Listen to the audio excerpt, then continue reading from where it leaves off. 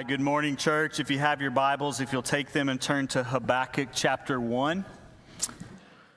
Habakkuk chapter 1. While you're turning there, just want to give a couple of updates. The women's event, the Soup and Sew, that was scheduled for coming up on Saturday, that's not going to happen this time, okay? So if you plan on coming and you don't hear me say this isn't happening, you're probably going to show up and eat soup in the parking lot by yourself, which is never fun. So just don't do that. But look for other events that'll be coming in the near future with our women's ministry. And then immediately after church at 12 o'clock, we're going to be having our Justice for All. This is a conversations on how to have with those who have had or considering abortions, those who lean that way or pro-choice, how to engage them in conversations that's not hostile on our end, right? But to be able to engage them and ultimately get into some gospel conversations. And I'll just say on top of that, it's hard to even guess the number of women and maybe even church women who have had abortions over the years. We want them to know that there's redemption and forgiveness this side of the cross through Christ. And so we want to engage them with the gospel in those gospel conversations. And then tonight, Fall Frolic. We're having our annual Fall Frolic event where we expect over 1,000 people to come in from our community, and we know that many of you, that this is your church home, you've already signed up to participate. But even if you haven't, we want to invite you to come back and participate. There'll be lots of people from our community. We want friendly faces. We want to be an encouragement. We want this to be a place that people know that they can come to, and there's kindness and there's love and there's help. There's help for them. And so you, even smiling at an event like Fall Frolic, can pave the way to someone coming in and hearing the gospel and their lives being changed forever. And then finally, one other event coming up November 10th. We're going to have an event. Ryan Davis will be here, and he's going to be sharing his story. Many of you know that. He was wounded in combat. And so he's going to talk about that night, but also what the Lord has been doing in his life ever since. And so I've had questions already on that. Well, I can't come because I'm not a veteran. Let me tell you who this is for, okay? One, this is for our church because we know him and we know this family, and we want to come and we want to be encouraged that night. But also it's a chance for you to invite some veterans that are out in our community who might not be tied to a church, where they can come in and they can hear a story of hope in Christ and hear the gospel that night. And again, have the chance to leave forever changed. And so we hope that you sign up for this event, and we hope that you also bring some people in. So Habakkuk chapter 1, we give the long intros, right? So you can find that in the table of contents. But if you've been attending this church over the last several weeks, you know that we're now in week 3 of this sermon series, and we're going to wrap up chapter 1 today. So I grew up on a small farm in southwest Oklahoma with just my 2 older cousins and my 1 younger sister pretty much being the only kids on that road. And so it's not like some of you that live in neighborhoods where you can just go down the street and see other kids your age. We had to sort of get creative in the things that we would do and come up with. And a lot of you know me. And a lot of you know me in the morning, you know how annoying I can be, right? And so imagine me as a preteen growing up on this farm with not a lot to do. My mom, when she was working during the summer, she would drop us off at my grandma's house when her and my dad were at work. She'd drop us off at my grandma's house. And so I would just annoy my grandma to death, I'm sure, because there's all the conversations that we have of kids, things like, I'm bored, there's nothing to do. And so she'd name off 88 things. And it just wasn't good. What I was really wanting to do this one particular day was I was really wanting to go fishing. Okay, really wanting to go fishing, and I'd fished a whole lot, but my dad and I spent tons of time at the pond, had been fishing with my grandpa, but the problem was they were all at work, and my grandma didn't want to go down to the pond with me, and so I'm begging her, I'm pestering her, let me go fishing, and finally she relents, and the details on this story are a little bit fuzzy, because I don't remember how old I was, but I was that age that she was not very comfortable letting me go to the pond pond by myself. And so I'm probably 8, 9, 10 years old, somewhere around there. But she decides to let me go to the pond. We had a big pond and then 2 smaller ponds. And she said, all right, what I want you to do is I want you to stay at this one pond, because even though we're, 300 yards away at the house, I can still see you. I want you to be able to be inside of the house at all times, because if you can see the house, that means that I can see you. And she's giving me all these instructions, and she tells me, but one thing I don't want you to do not do this. Don't get into the water. Okay, don't get into the water. She said, don't even get near the water. You stay plenty of distance. I don't want you to fall. If you fall down, I want you to hit dirt. I don't want you to fall into the pond. And I'm thinking, all right, yeah, whatever. And so she finally lets me go. I grab my tackle box. I grab my pole. I head to the pond. I start fishing. Then my cousins who live sort of in between my house and my grandma's, they're the opposite way of my grandma's. They're up here, and they've got this go-kart, right? And they're tearing up the pasture, just riding up and down the pasture. I'm thinking, I'm not catching anything. This is a little bit boring. My cousins are having fun. So I set my pole and my tackle box down, and I go over to my cousin's house. Okay, so I'm playing at my cousin. Don't know how long I'm there.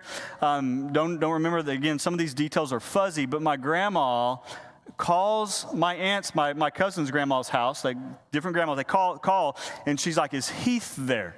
Okay, this is before cell phones. This is when it's on the wall. She called, and so yeah, I'm there, and I don't really know what's going on. I don't understand what's going on, but she is madder than a hatter. Okay, she is so mad, and so she's like, "Boy, you better get home now."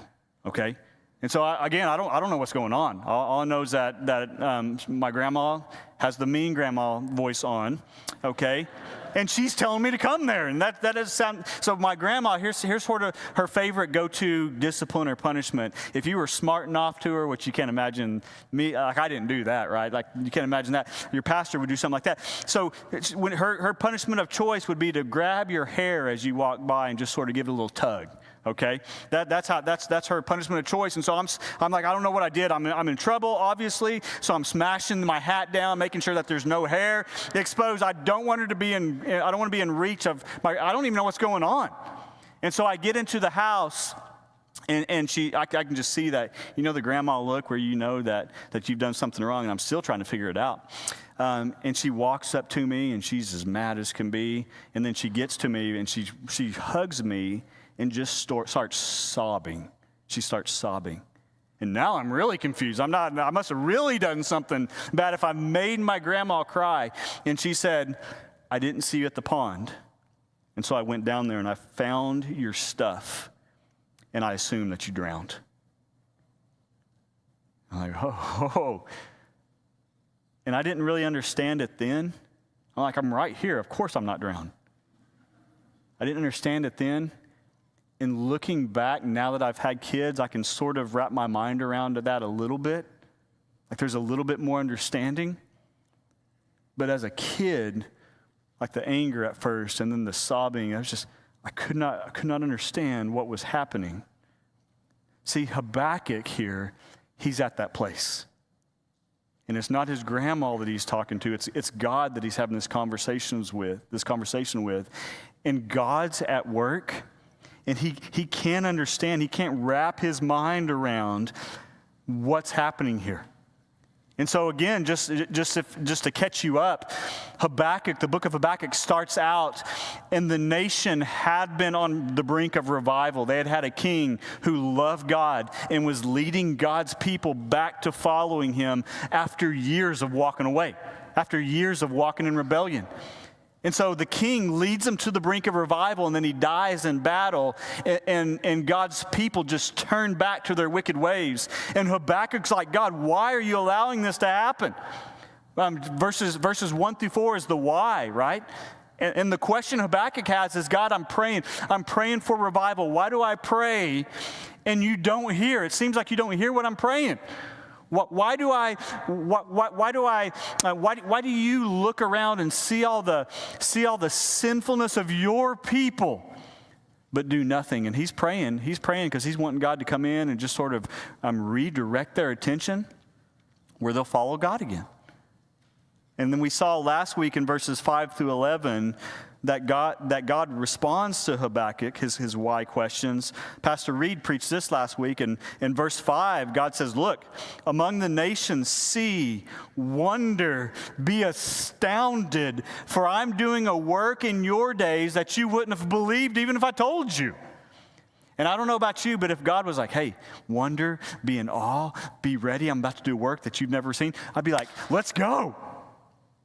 But then God begins to unpack what his plan is, and he says, I'm bringing the Babylonians in. You think my people are sinful? They're worse. But I'm going to bring them in, and I'm going to use them to chastise my own people. I'm going to use a more wicked, a more sinful people to come in and essentially punish my own people. And if Habakkuk was confused at the beginning, he's really confused now, right? Because the first week was, God, why is all this happening? The second week was, how do we trust God when things happen in a way we don't expect them to? And today we're talking about, God, how do I trust you when I don't understand? When I don't understand. And we've got those places in our lives where we don't understand. Why does God not heal the believer who's faithful to him? You know, we were talking about things like abortion. Why does the Christian couple struggle with infertility and miscarriage, only for the couple down the street to conceive and then go have an abortion? I don't understand, Lord. You ever been at that place where you just don't understand? That's where Habakkuk is.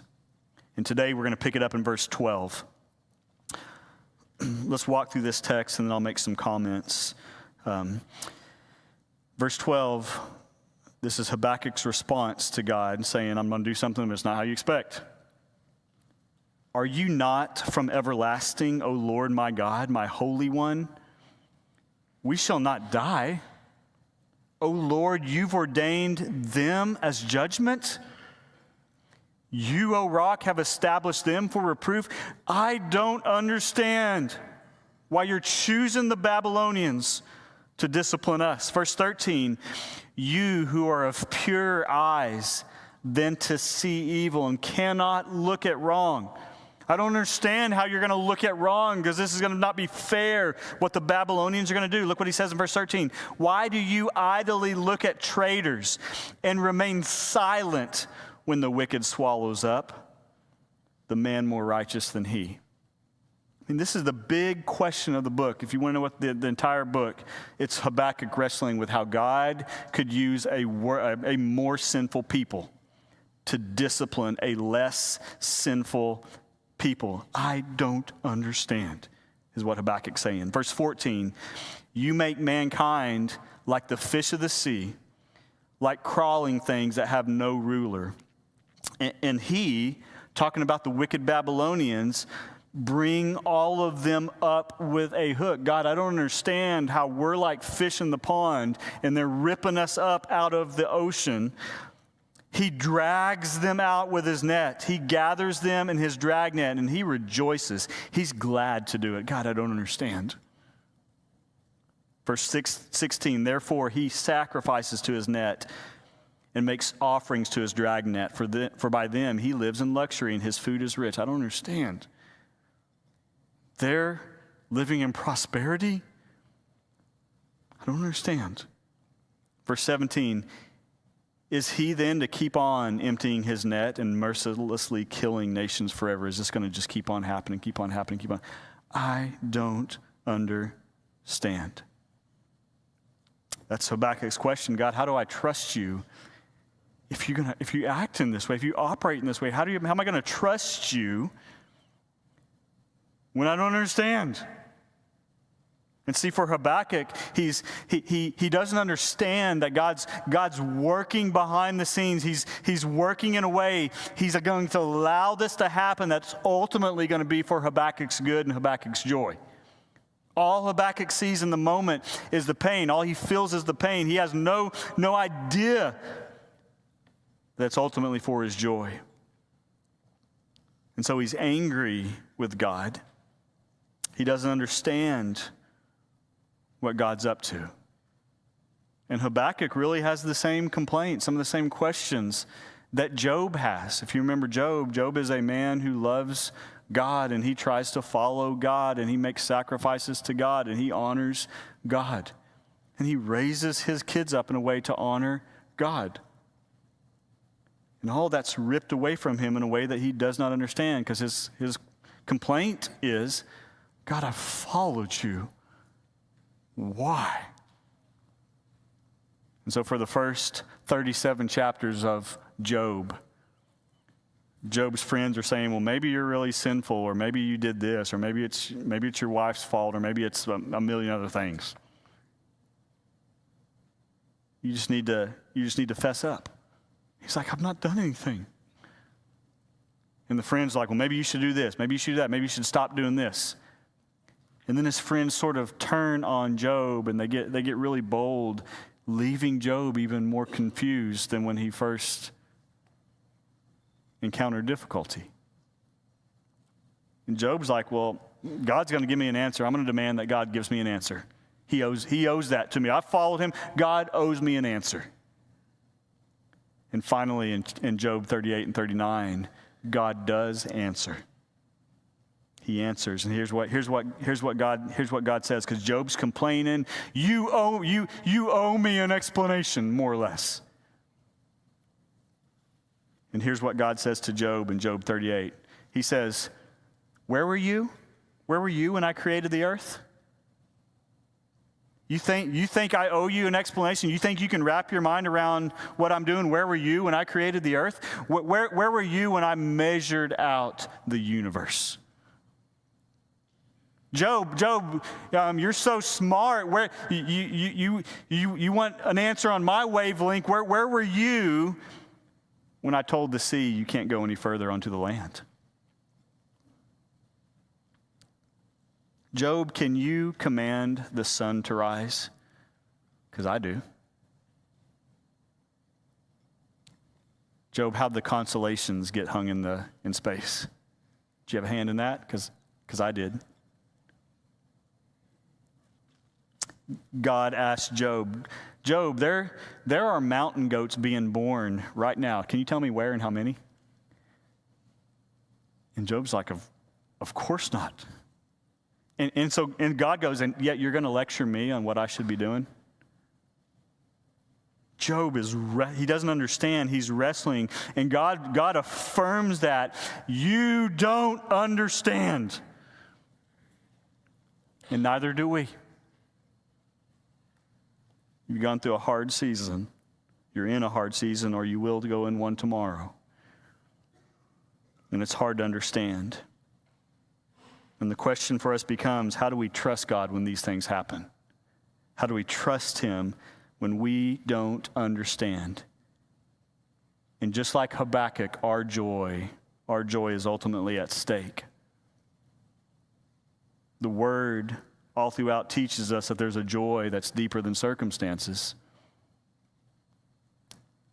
There's a joy that transcends even the hardest of days. The Bible is consistently going to teach, and it certainly does here in Habakkuk, that God is for his glory and ultimately for our good too. And that our joy is wrapped up in his glory. And so Habakkuk here struggling with, how do I trust God when I don't understand?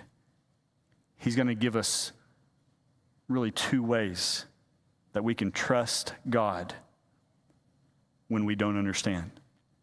And these are sort of like bookends, because he gives us what to do when we don't understand. He tells us at the beginning what to do. And in the middle is his complaint, I don't understand, which is what we read. And then at the end in chapter 2, verse 1, he's going to give us something else. So bookends to his complaint. Okay? If you're taking notes, number one, here's what we do. Here's how we trust God when we don't understand. Number one, we lean into his character. Lean into his character. So look at verse 12 with me. Here's what Job says. He says, are you not from everlasting? He points out the fact that God is able to see things we cannot see. Here's what we see. We see what's happening right here, right now, right? And we see all the things that's happened in our past that has shaped us and hurt us, caused pain for us.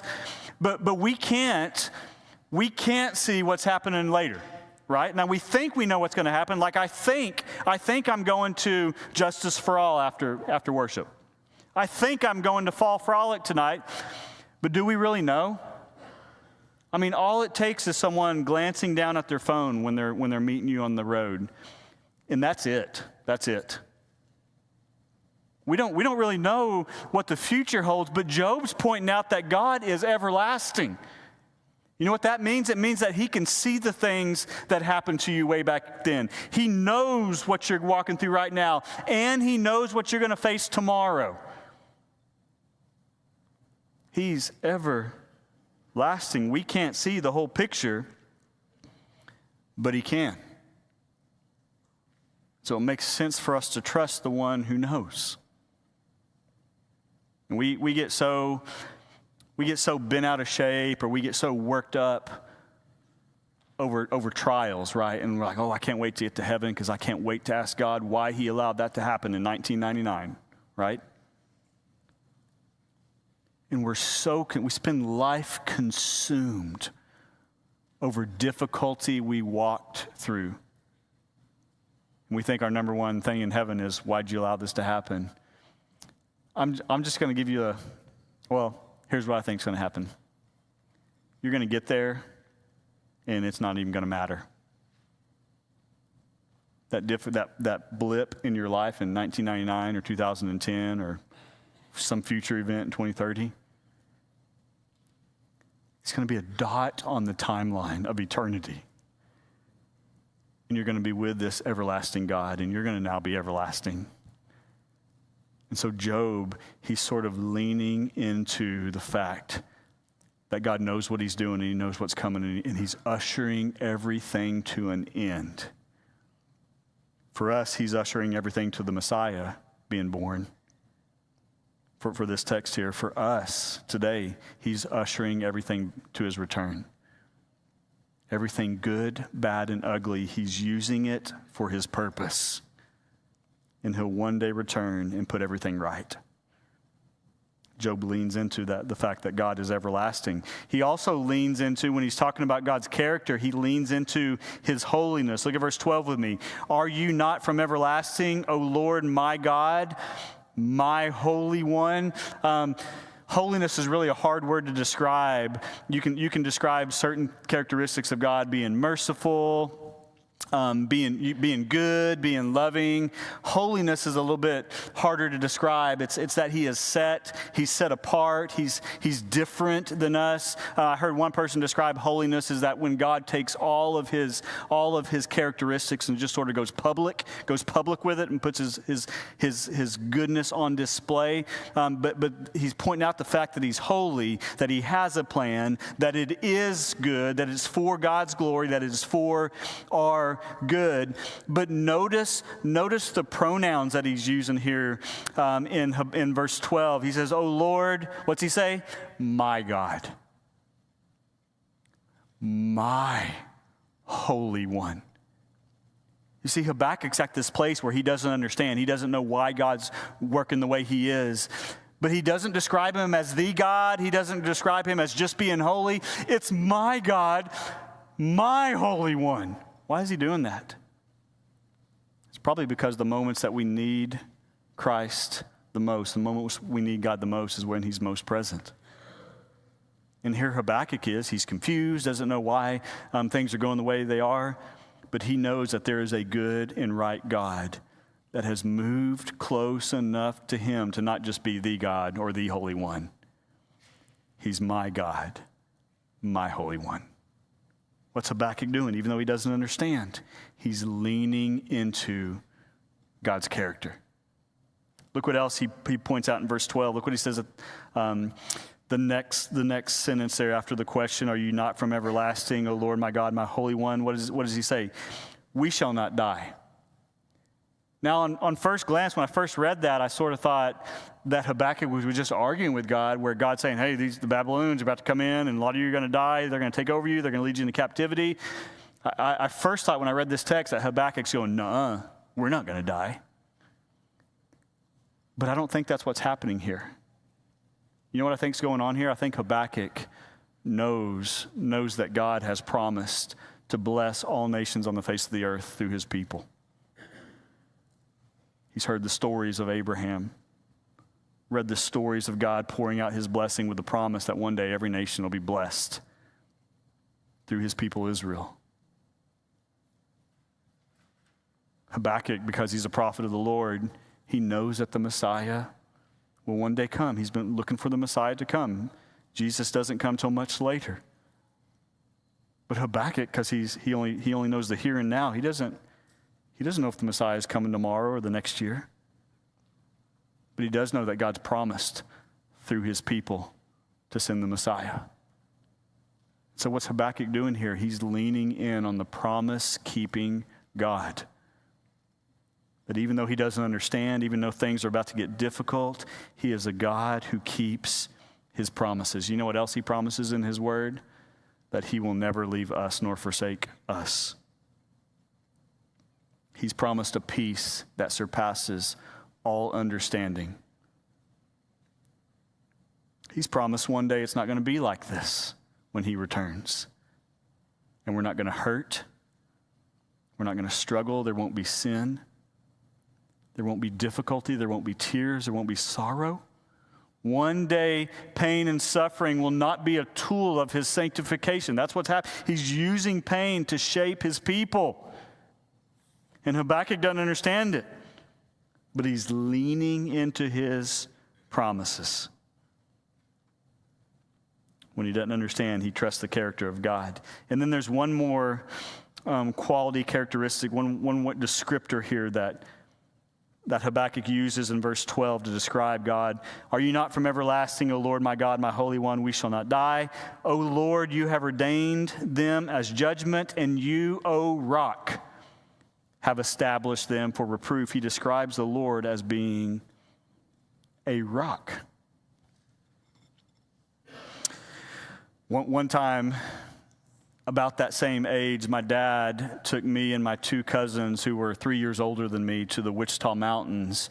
And we're walking down a trail, hiking, and we come to a creek that's pretty wide across. And he's trying to make it fun for us, trying to make it memorable. He's like, hey, let's wade in this, let's walk in this creek. And we're going in this creek. We're pretending like we're soldiers in Vietnam, like we're wading through this creek. And I mean, that's just making it fun for us, right? We're little and we're, watch out for bad guys, those type things, just making it fun. And we're walking, and there's places that the creek was a little bit shallower, and places it was deeper, and places it was a little clearer than other places. And we're walking, and Dad points out some crawdads. He's like, there's crawdads in here.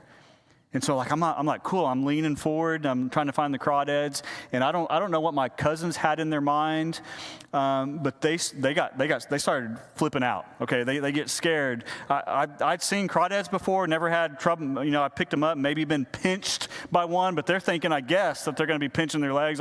Who knows? But all of a sudden, my cousins are hollering and screaming and trying to get out of the creek. But we were at this place in the creek where it was like a rock face on either side. And by then, I'm starting to question everything I'd ever thought I knew about crawdads, because they're screaming and they're crying. They're trying to get out of the creek, and they've made it up this rock face a little bit out of the water. And so I take off for the rock face. I'm trying to get up it, but I can't. I can't get up it, and I'm terrified. And my dad just sort of picks me up, and he sort of holds me for a second, and then he sets me back down. He's like, hey, they're not going to bother you. But he sort of let me just embrace, like I was next to my dad till we got out of the water the rest of the time. And he wasn't going to distance himself from me because he knew I was afraid. That's the picture here of the rock, our God, the rock. He doesn't promise that we'll understand everything that he does, but he will be there for us, to hold us, to allow us to rest in him, to lean into him. See, for Habakkuk, he doesn't understand what's going on. Maybe to the place where he's struggling with trusting God. But when he struggles with trusting God because he doesn't understand, he leans into God's character. And then the second thing that we see Habakkuk do, that we should do, number 2, keep doing what you know is right. When you're struggling with trusting the Lord, lean into his character, but then keep doing what you know to be right. Look at verse 1 with me of chapter 2.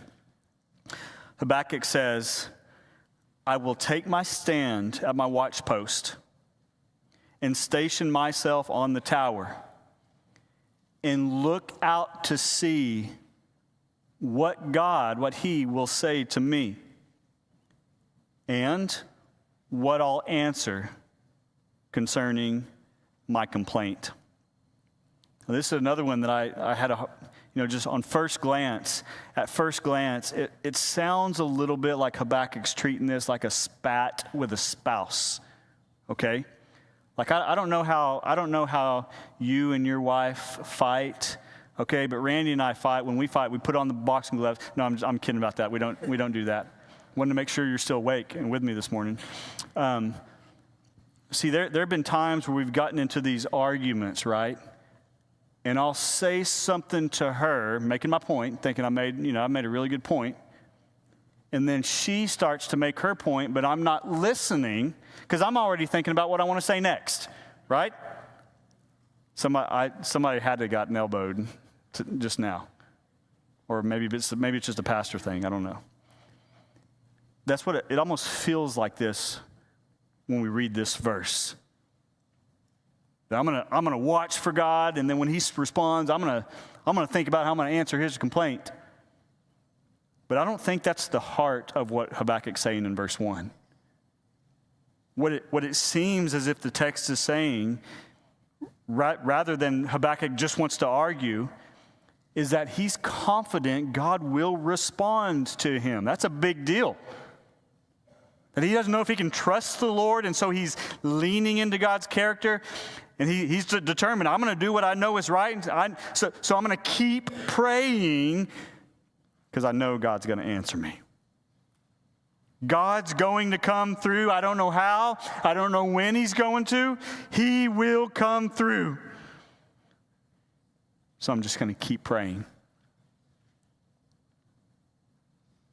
God always comes through. He just keeps praying. I've voiced my complaint. I've prayed. I'm going to sit here and watch, and I'm going to think about how I'm going to answer because I know if I keep praying, God's going to speak to me. I just got to keep praying. There's a story in the New Testament where Jesus is teaching on prayer, and he tells this parable of a widow that keeps coming to a wicked king every day, begging for mercy. Give me mercy, give me mercy, give me justice, give me this. She's begging every day. And it begins to wear the king out. He's like, I'm going to give her what she wants, not because I'm good and not because I want her to have what she wants, but she's wearing me out by asking every day. And Jesus flips that, and here's what he says to us. He says, bother God with prayer. Your heavenly Father, he's not unjust. He's not a wicked king. He's good. Bother him with prayer. So for Habakkuk, what's right? Continuing to come to the Lord in prayer. He knows God will answer. He knows God will come through. So he keeps praying. Here's what else Habakkuk's doing that he knows to be right. He's waiting for God to work. He's watching him waiting for him to work. I love the language that Habakkuk uses in verse 1. He says, I will take my stand at my watch post. I'll station myself on the tower. So keep in mind what God has already said to Habakkuk. He's already said the Babylonians are coming. They're ruthless. They're awful. They're warriors. They're going to defeat you and lead you into captivity. The imagery that Habakkuk here uses is it's like we're going to be caught in a net and drug away. And so he takes his spot on the watchtower. If you were in this city, there would have been a wall. There would have been a wall around the city to protect the city. And what you would have done is you would have stationed watchmen at different parts on these walls to be able to tell if an enemy is approaching. And Habakkuk has already got the news. Hey, the enemy is coming. And so he stations himself there not as a warrior looking for Babylon to come in and destroy them. He stations himself there as a prayer warrior, praying to God and then watching for God to show up and to answer. The army wouldn't have all been there shoulder to shoulder at the wall waiting for the Babylonians. They'd had the watchman. When the watchman saw the first sign, he'd have blown the trumpet. The city would be alerted. The army would have shown up. It wouldn't have made no sense for the army to be there the whole time. They'd have gotten tired. They'd have gotten worn down. Bad for morale. So they had watchmen. He takes his spot there, watching, waiting, listening for God to respond. He keeps praying. He keeps watching. He keeps doing what he knows to be right. Christian who may be struggling with trusting God, may be wrestling with the same questions Habakkuk had. Why? How do I trust you through the whys? How do I trust you when it doesn't turn out the way I wanted it to? How do I trust you when I don't understand? The challenge is the same for you and I. Keep doing what you know is right. Believer, what's right for you? Well, obviously it's to pray. We just mentioned that, to pray, to keep praying, to involve others in prayer. Every day to pray without ceasing. Believer, what's right for you? It's to spend time in the Word daily. How does Habakkuk know the promises? How does he know the character of God? It's not because he just dreamed it up. It's because he'd read that. Friends, there's days that I've woken up and thought, you know what? I'm not feeling it today. I'm not going to read today. There's days I've started my day and I thought, I read the text only for 2 minutes later to think, now what did I just read? Because I'm so distracted. There are days like that. But for more than a decade, I've been spending every morning in the Word of God. And listen, over a decade in, closer to 2, I'm glad that I did. Because there are days when it feels as if I don't even know what I'm reading. Is it even worth it? But he always comes through with conviction or encouragement or peace or something I read that just makes me smile. Something that's shocking for me in the moment.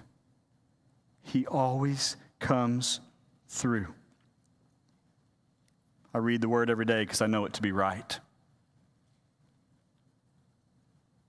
Believers, what do we do? What do we do that we know is right? We keep meeting together. There's a tendency that, well, I'm not feeling it today, or I'm down, or what's church done for me lately, or it's not going how I want, or they don't do this program that I want. There's a temptation to not attend, to withdraw, to take time off. But it's right for believers to be at church. There's a story in the Old Testament where Moses leads Israel out to battle. And God had ordained it that day that as long as Moses had his hands up, Israel would be winning. But when he dropped his hands, the enemy would start winning. So Moses, he would lower his hands because you can only hold them up so long, right? And then he'd drop them and Israel began to lose the battle. He had two of his guys come along and say, Moses, you sit here and we'll hold your hands up. And they spent the rest of the day just taking turns holding his hands up, one on each side. Why is it right for believers to keep coming to church even when they don't feel it? Because there'll be believers around you that are walking with the Lord, that are trusting him, that will hold you up till you can stand again. That's a good thing. Would you bow with me?